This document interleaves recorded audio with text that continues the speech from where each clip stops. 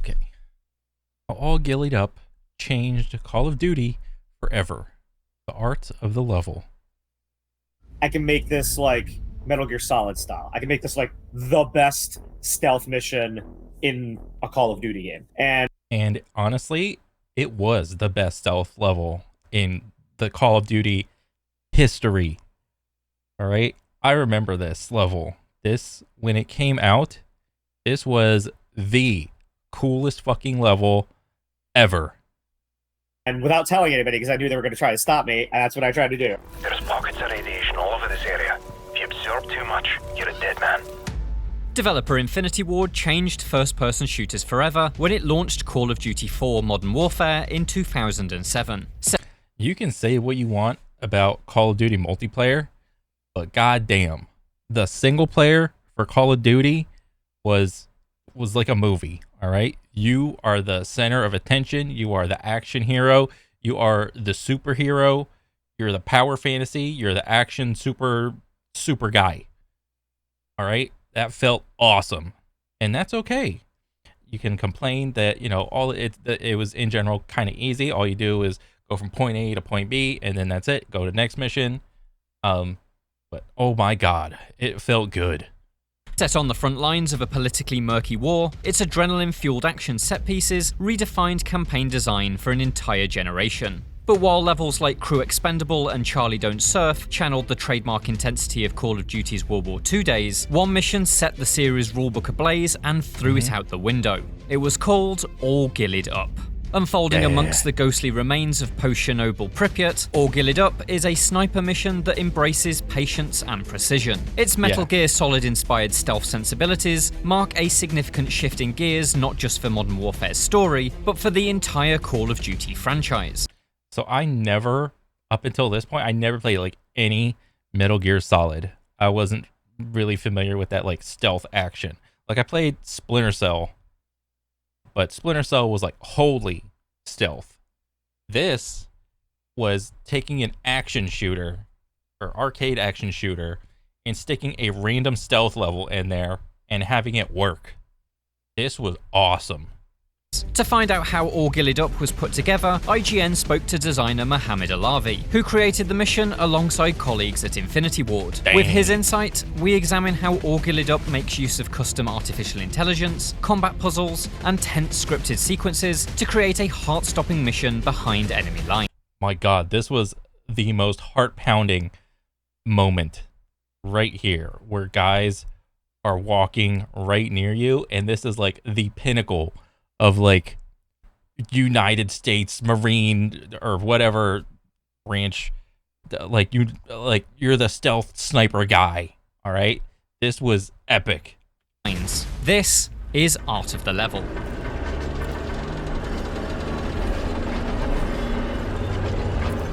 For the first few games in the series, Call of Duty was pretty much all action all of the time. Developer Infinity Ward built its first game in the Quake 3 Arena engine, and it's not hard to see traces of Quake bleeding through in those rapid-paced 1940s shootouts. But by Call of Duty 4, Infinity Ward was exploring new methods with which to deliver its trademark intensity. By filtering the story through a more cinematic lens, the studio was able to shift the atmosphere of the campaign from mission to mission. The first clear example of this comes with Death from Above, a chillingly detached aerial mission. That's another good mission. There are so many good missions.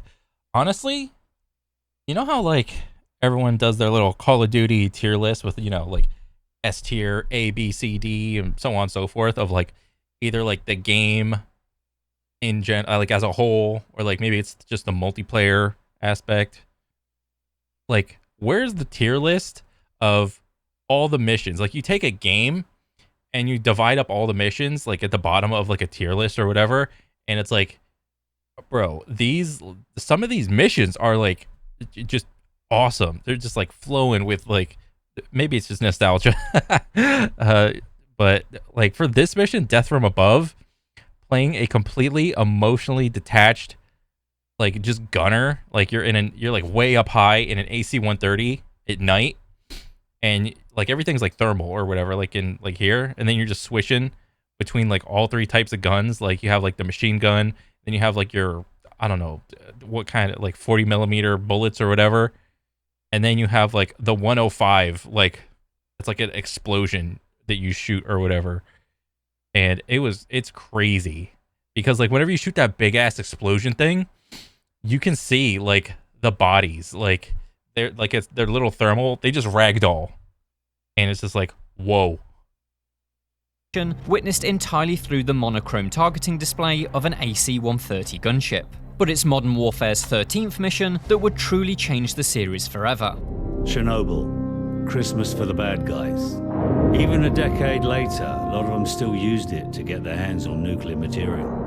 Or Ghillied Up puts players in the boots of John Price, the mustachioed SAS captain who until this moment was only ever a non-player character. Told by a flashback, the mission's events see a young Price and his superior, Captain Macmillan, head to the ruins of Pripyat, the Ukrainian city devastated by the Chernobyl disaster. There they must assassinate Imran Zakhaev, a Russian arms dealer and Modern Warfare's shadowy antagonist. But before they can set up their sniper nest, the duo must first work their way through a number of stealth-driven gameplay sequences in order to cross the enemy-occupied town. It's a design that, back in 2007, was worlds apart from anything Call of Duty had ever done before. The idea for Or Ghillied Up was first imagined by Steve Fukuda, one of Modern Warfare's 4 lead designers. Inspired by fellow designer Maki McCandlish's suggestion of a mission set in Pripyat, Fukuda realized that the location's abandoned buildings, rusted fairground rides, and overgrown fields provided the perfect setting for snipers draped in ghillie suits. However, not everyone at the studio was as enthusiastic about the idea as Fukuda was. That's so crazy that even that level was like a hard sell.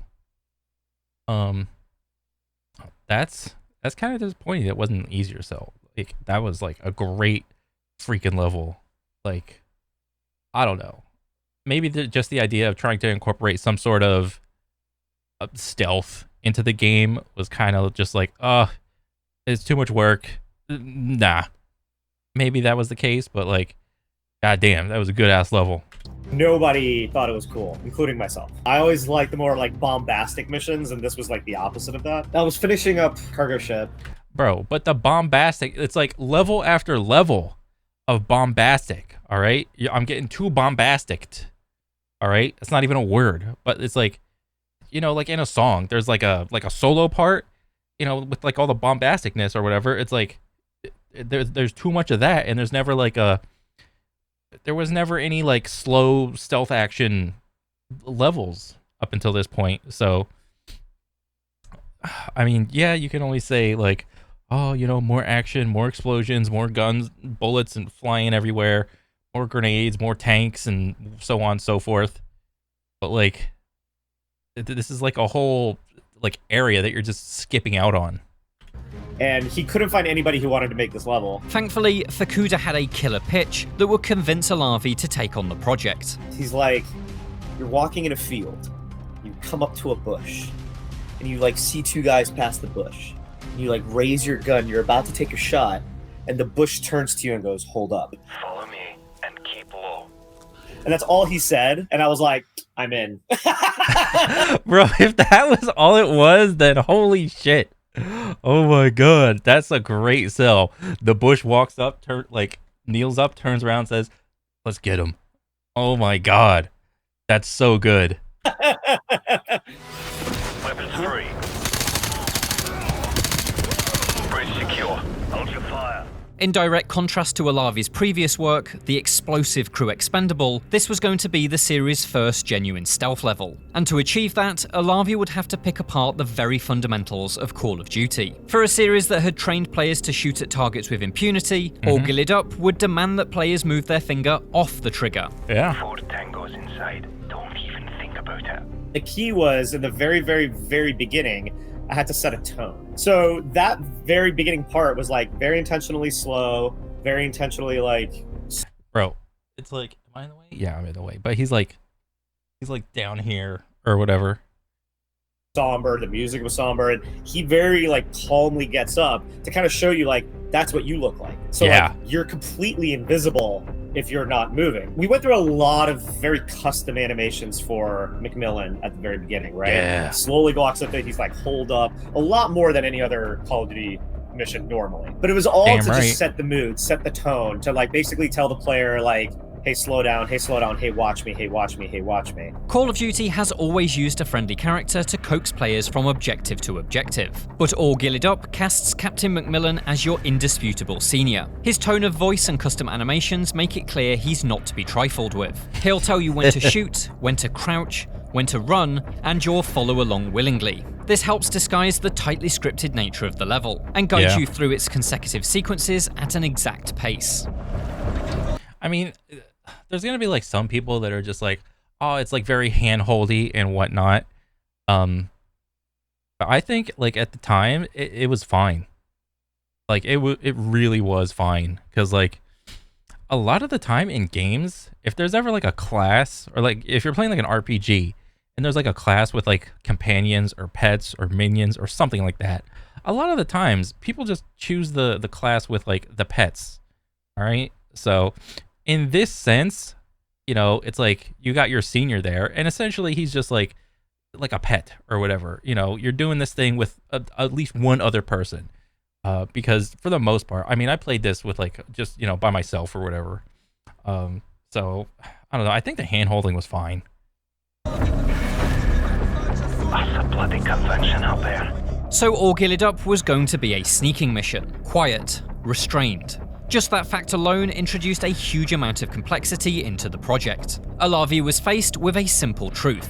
Call of Duty was an intense shooter. Its very DNA, the code underpinning the whole experience, didn't understand the concept of stealth. It was war all the time. The AI was never designed to not see you. Yeah. So I was like, we can fake this, but I don't like doing that, because as soon as like you know, you can see through it instantly, right? Or I can make this like Metal Gear Solid style. I can make this like the best stealth mission in a Call of Duty game. Yep. And he succeeded.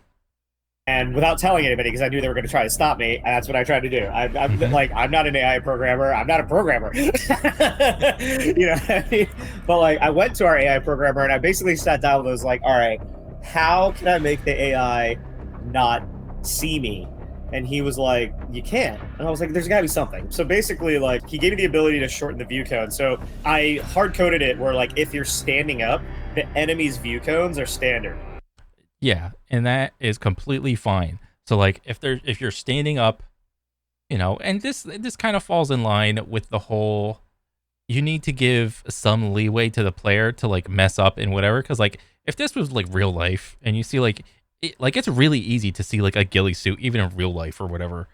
You know, even if they're just like crouch walking or like I don't know what it's called, like prone crawling or whatever, like even if it's like, I don't know, like the same color, like it's kind of easy to see like some random grass just like moving and worming along. All right, so you have to give the player like some leeway, right? But if you're crouching, it's less, and if you're prone, then it's way less. And then on top of that, again, we didn't have any tech for any of this, so I just had to hard place everything. I started placing triggers for like grassy areas versus non-grassy areas, which would, you know, change that view cone. And then I started placing triggers for shadows, right? So like, you know, bake the shadows into the level, figure out where they were, and then go place triggers where the shadows are, so that like it would bring in the view cone even more. Yeah.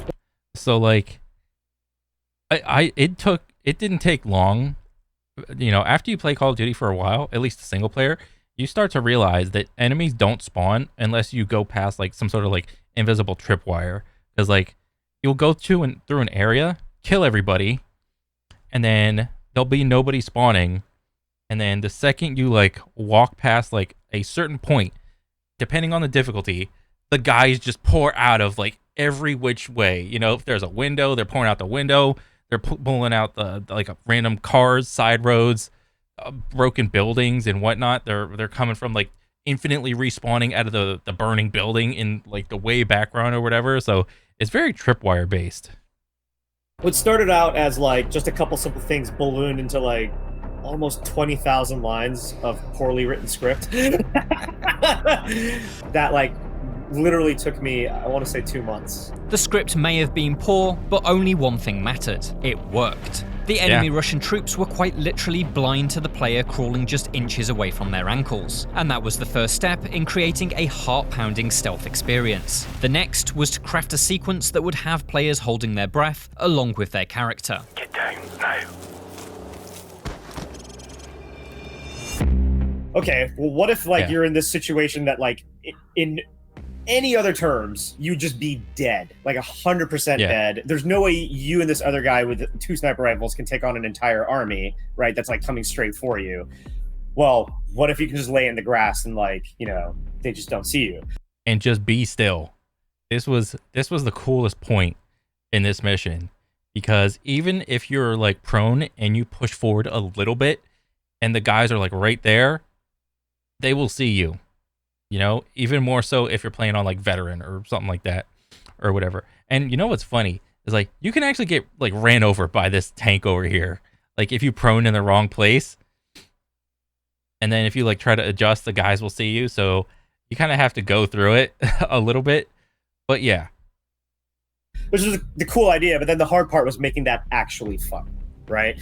So originally I had all these dynamic paths they could take that would adjust to your position, and if they thought they saw something, then they would shift the whole convoy, and it was just too much. It was too hard, it was too complicated, it was unreadable, and I stripped it back a lot, and I basically just made it okay, they all have set paths, they're just not going in a straight line, they're doing this slight curve, this zigzag right? curve so that thing. It constantly feels oh shit, oh no, and I kind of need to, it's to give you a little bit of attention, so it's not just a straight line, but something that's learnable and easier. Try to anticipate their paths. If you have to maneuver, do it slow and steady.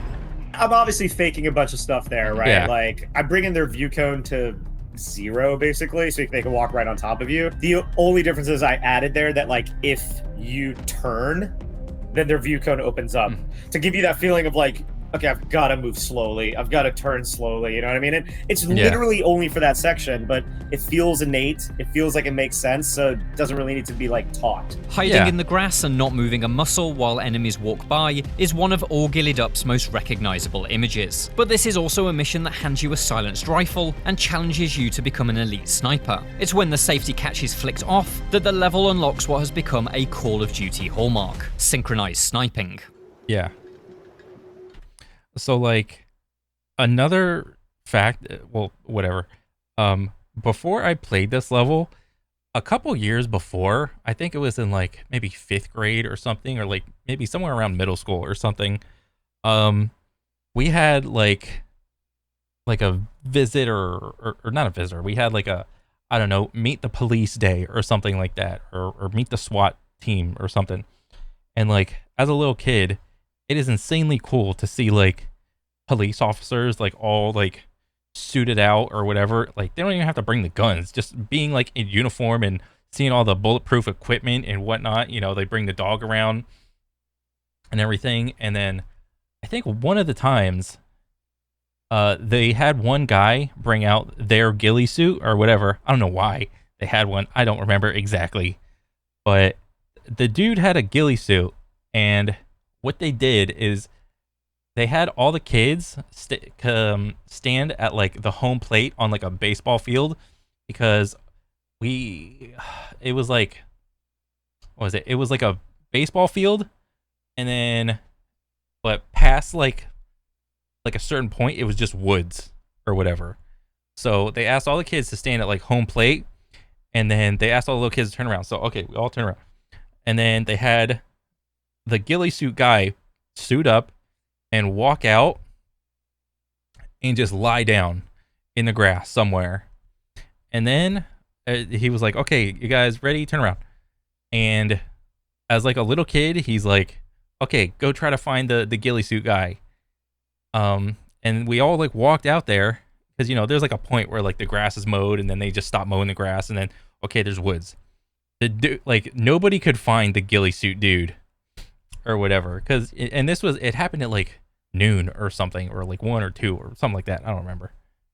And yeah, everybody was looking in the woods to try to find the ghillie suit guy. He was just lying down somewhere or whatever. So then he called all the little kids back, and this was like, I don't know, 20 feet or whatever from like the woods. He's like, okay, come on out, Jim, or whatever. And then, we see like a figure like just stand up or whatever. He's like, hey guys, I was right here. And at that point, I was like, oh my God, this guy is the coolest guy in the world.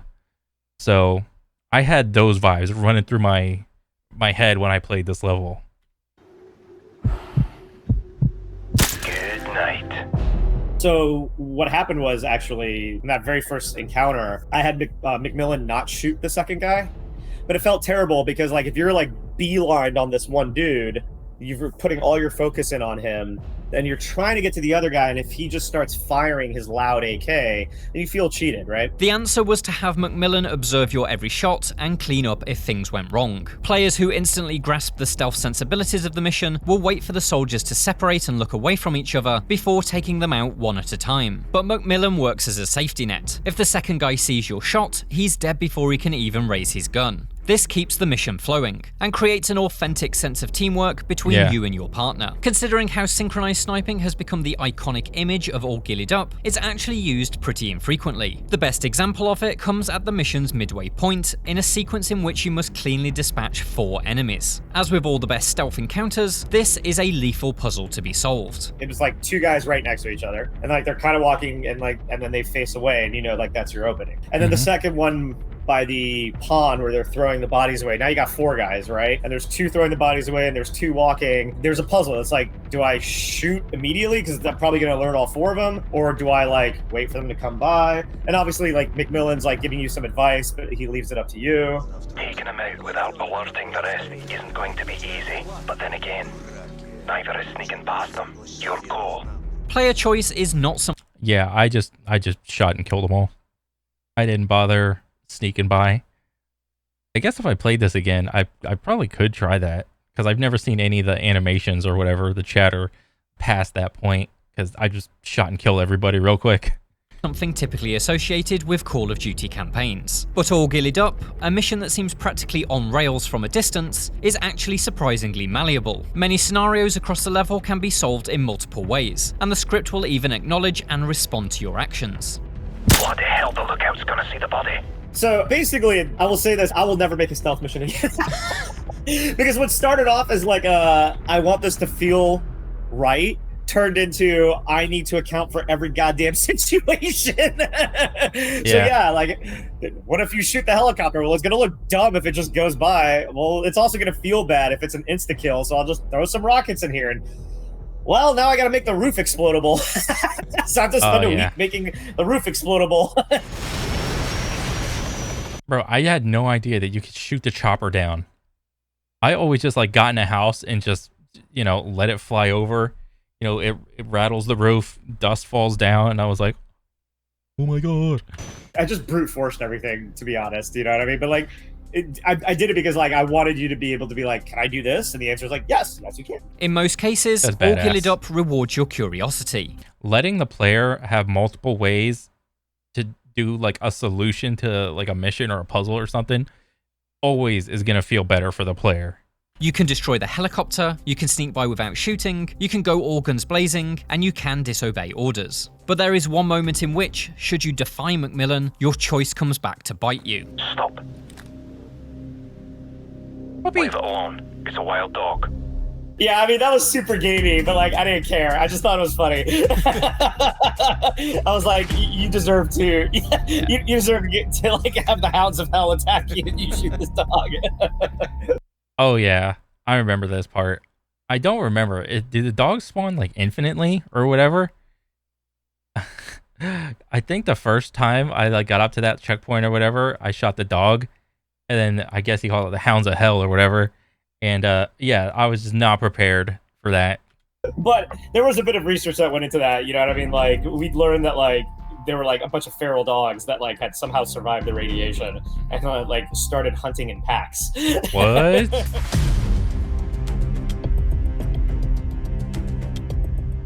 All Ghillied Up is followed by One Shot, One Kill, the explosive second half of the assassination mission, in which you must hold out against wave upon wave of relentless enemies as you wait to be extracted from Pripyat. The pacing of these two missions almost mimics the act of a calculated shot. The slow intake of breath that's held just long enough to steady the crosshair, followed by the explosion in the chamber.